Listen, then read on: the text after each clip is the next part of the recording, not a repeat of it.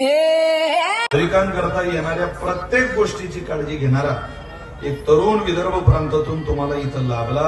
तुम्ही सगळे नशिबवान आहे. मी खरोखर धन्यवादास पात्र असलेल्या प्रवीण दादांकरता एकदा सगळ्यांनी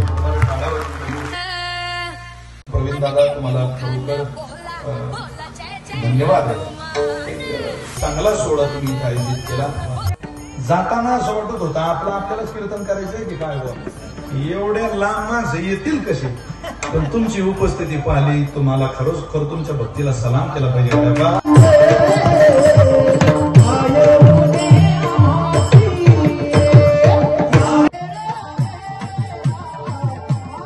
एक दिवस माझी बायको मला म्हणे तुम्ही लई गोडे, तुम्हाला कोणी फसवू शकते.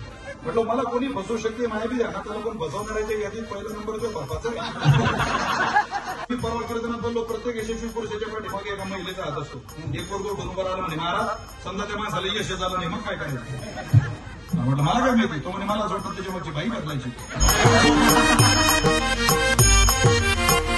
विशेष म्हणजे काही लोकांच्या डोक्यात कल्पना असेल कोणता येतोय का बाबा याच्या पाठीमागे. कोणताच येतो नाही. येतो साध्य करायला बरेच कार्यक्रम करता येतात. बरेच येतो कोणता येतो नाही.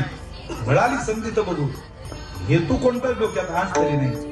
पण आजचा हेतू एवढाच आहे की माझं मारुतीरायचं संस्थान विकसित झालं पाहिजे. इथल्या भक्तांना येण्याची सुखसुविधा व्यवस्था. तुम्ही किती नीट बघा 40% समाज तुमच्या काय विरोधात आहे. लोक आम्हाला घोडे लावतात तुमचं काय दिले असमान आणि एकमुखानं बोला.